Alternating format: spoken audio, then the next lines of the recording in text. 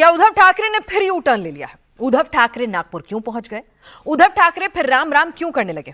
क्या उद्धव ठाकरे को गलती का एहसास हो गया है? क्या उद्धव ठाकरे पुरानी शिवसेना स्टाइल में लौटने वाले हैं? महाराष्ट्र में क्या खिचड़ी पक रही है, देखिए ये रिपोर्ट।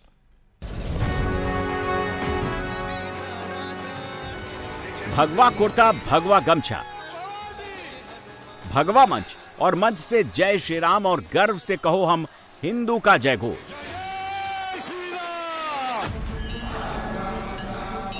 हाथ में थाली की आरती और राम रक्षा स्तोत्र का पाठ।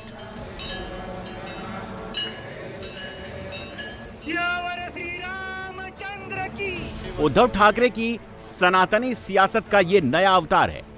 बाला साहेब की शिवसेना का पूरा सियासी आधार हिंदुत्व पर टिका था, लेकिन उद्धव ने सेकुलरिज्म वाली सियासत का नया प्रयोग किया। प्रयोग फ्लॉप हो गया, पार्टी टूट गई और उद्धव फिर से हिंदुत्व वाली सियासत पर लौट आए। नागपुर में उद्धव के साथ आदित्य ठाकरे भी थे, संजय राउत भी थे और पार्टी के बचे हुए सांसद भी थे। उद्धव ने भगवान राम, लक्ष्मण और मां सीता के दर्शन किए।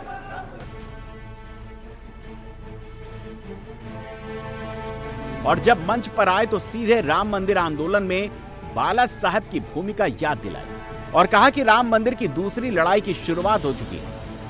ज्या वेळेला बाबरीचा लढा झाला होता आणि बाबरीचं पतन झालं, बाबरी पाडण्यात आली, हे आज सत्तेवर बसले त्यापैकी एकही कोणी छाती पुढे कडून आला नव्हता, तेव्हा फक्त एकमेव हिंदू हृदय सम्राट उभे राहिले होते।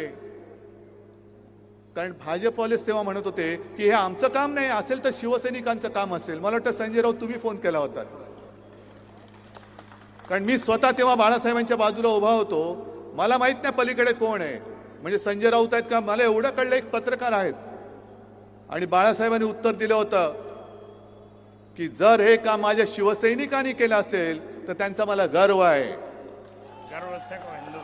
गर्व से कहो हम हिंदू है, ही घोषणा त्यांनी बुलंद केली होती।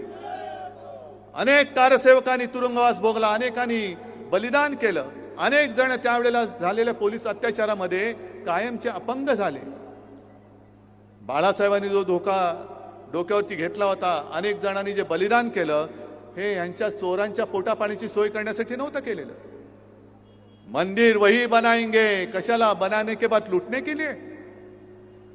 आम्ही आहोत ते मंदिर लुटारूंच्या विरुद्ध आहोत। फडणवीस साहेबांना सांगायची की आमची चेष्टा टिंगल मस्करी करण्यापेक्षा तुम्ही मंदिर लुटणाऱ्यांच्या बाजूने आहात की राम रक्षा करणाऱ्यांच्या बाजूने आहात, ते पहिले स्पष्ट करा।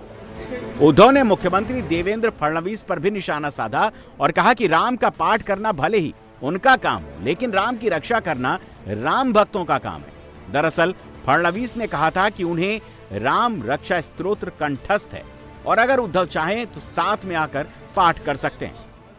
आज सकाळी संजय राऊतांचा फोन आला, मला म्हणाले उद्धव टेलिप्रॉम्प्टर ठेवायचं का? म्हटलं का नाही, कारण मुख्यमंत्र्यांनी आव्हान दिले उद्धव ठाकरेंनी रामरक्षा बोलून दाखवावी।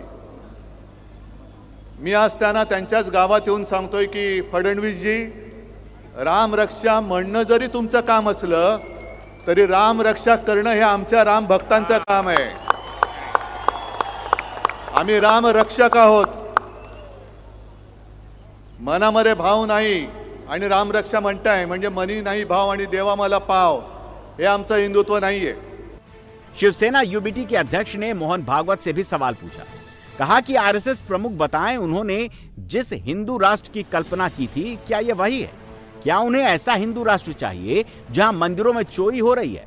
आणि मोहनजी भागवतना मला विचारायचंय, कारण हे नागपूर आहे, त्याच्यामुळे आलोय तर जरा एक दोन प्रश्न विचारले पाहिजेत की भागवत साहेब, ज्या पद्धतीने हे भाजप सरकार वागतंय, मंदिरं लुटली जात आहेत, विद्यार्थ्यांशी कशा पद्धतीने वागतायत हे तुम्ही बघितलंय। पेपर फुटतायत, पक्ष तर फोडले जात आहेत, पण आता मंदिरातल्या तिजोऱ्या फोडल्या जात आहेत। हेच हिंदू राष्ट्र तुम्हाला अपेक्षित होतं काय? आमचं हिंदू राष्ट्र हे नव्हे, आमच्या हिंदू राष्ट्रामध्ये राम राज्य अपेक्षित आहे, आम्हाला शिवशाही अपेक्षित आहे। राम मंदिर दान चोरी केस में 8 आरोपी गिरफ्तार हो चुके हैं। सुप्रीम कोर्ट की निगरानी में पूरे मामले की एसआईटी जांच हो रही है। मंदिर ट्रस्ट के महासचिव चंपत राय और ट्रस्टी अनिल मिश्रा का इस्तीफा हो चुका है, लेकिन राम के नाम पर अपने हिंदुत्व वाली छवि को फिर से बनाने के लिए उद्धव इस मुद्दे को जोर शोर से उठा रहे हैं। उद्धव ठाकरे ने कहा कि इस मामले में सच का सामने आना जरूरी है, क्योंकि ये चोरी का मामला आस्था से जुड़ा हुआ है। आणि कोणतं असं क्षेत्र आहे की ज्याच्यामध्ये भ्रष्टाचार नाहीये? केदारनाथच्या मंदिरात चोरी झाले, बद्रीनाथच्या मंदिरात चोरी झाले, उज्जैनमध्ये जमीन घोटाळा झालेला आहे, अयोध्येमध्ये जमीन घोटाळा झालेला आहे। अयोध्येमध्ये सुद्धा मंदिराच्या नावाने स्वस्तात जमिनी घेतल्या गेल्या आणि शतपटीने किमती वाढून ट्रस्टला विकल्या गेलेल्या आहेत। हे मी नाही म्हणत, बाकी सगळे म्हणतायत। अनेक जण जे साधू आहेत ते आज राग व्यक्त करतायत, संताप व्यक्त करतायत। आणि एका साधूने तर सांगितलं, हे तो मंदिर नाहीये, हे तर म्हणे पैसा गोळा करण्याचं केंद्र झालेलं आहे भाजपचं, एटीएम। आणि मग आणखीन काही जण म्हणाले की तिथे जो काही पैसा गोळा केला गेला, तिथे जो काय तिजोरीवरती डल्ला मारला गेला, त्यातून आमदार खासदार विकत घेतले गेले। नागपुर में उद्धव ठाकरे ने राम रक्षा स्तोत्र का पाठ किया, लेकिन इसी उद्धव ठाकरे ने 2022 में नवनीत राणा और उनके पति रवि राणा को इसलिए गिरफ्तार किया था क्योंकि उन्होंने मातोश्री के बाहर हनुमान चालीसा का पाठ किया था।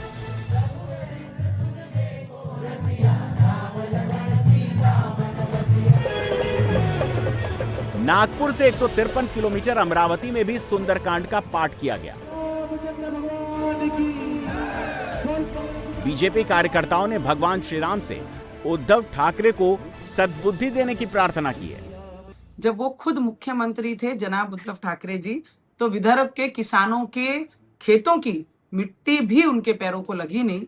तो आज वो राम रक्षा प्यार दिखा रहे हैं। जो अयोध्या में राम लल्ला के दर्शन करने नहीं गए, आज वो राम रक्षा की बात कर रहे हैं। तो राम रक्षा नहीं है, वो पक्ष की रक्षा कर रहे बाहर निकले हैं। वो राम भगवान को नहीं मानते, वो तो खुलेआम बोलते थे।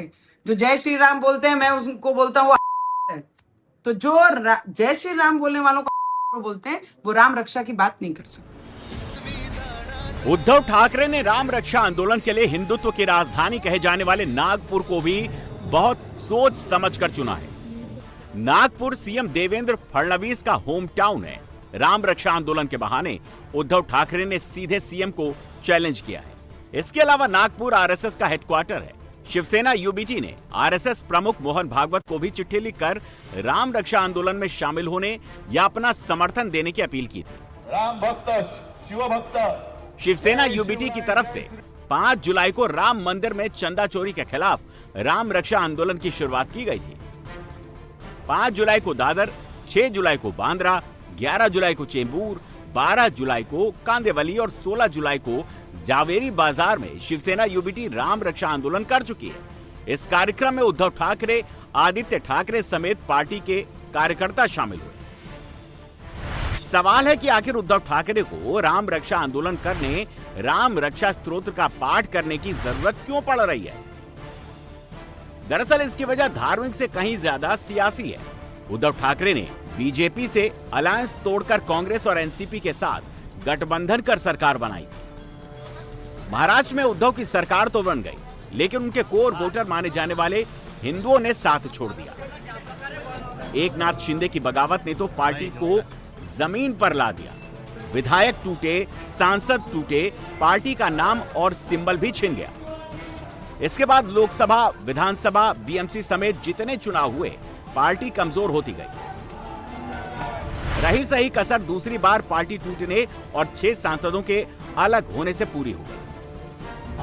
उद्धव ठाकरे को समझ आ चुका है कि महाराष्ट्र में हिंदू वोटर ही गेम चेंजर है। ऐसे में अब अयोध्या चढ़ावा चोरी केस में उद्धव को अपनी सियासी जमीन वापस हासिल करने का मौका दिख रहा है। राम रक्षा आंदोलन के बहाने उद्धव ठाकरे महाराष्ट्र में बीजेपी के हिंदुत्व नैरेटिव को चैलेंज देना चाहते हैं। इस आंदोलन के जरिए उद्धव पारंपरिक और कट्टर हिंदू मतदाताओं को ये मैसेज दे रहे हैं कि वो ही सच्चे राम भक्त हैं। कांग्रेस के साथ गठबंधन और पार्टी में टूट के बाद कार्यकर्ता अलग हो गए थे। इस आंदोलन के बहाने उद्धव पार्टी में टूट का डैमेज कंट्रोल करने के साथ साथ कार्यकर्ताओं का मनोबल बढ़ाना चाहते हैं। इसके अलावा चढ़ावा चोरी मुद्दे पर उद्धव को बीजेपी के सुशासन और हिंदुत्व पर सवाल उठाने का मौका मिल गया है। बीजेपी उद्धव के राम रक्षा आंदोलन पर सवाल उठा रही है। पूछ रही है कि उद्धव का हिंदुत्व उस वक्त कहां था जब उन्होंने भगवान राम के अस्तित्व को नकारने वाले कांग्रेस के साथ गठबंधन किया था। मुझे बहुत खुशी है कि भगवान राम की याद उन्हें आई। मैं रामटेक से विधायक हूँ, इसलिए उन्हें मैं ढेर सारी शुभकामनाएं देता हूँ। और भगवान राम को काल्पनिक कहने वाले कांग्रेस के साथ उन्होंने युति की थी, और इसीलिए आज जो कांग्रेस के हाल हुए उसी तरह से उनकी पार्टी का भी ये हाल होते जा रहा है। कभी मंदिरों में किसी तरह की गलत घटना हो जाए तो उस पर इस तरह की ओछी राजनीति करना ठीक नहीं है।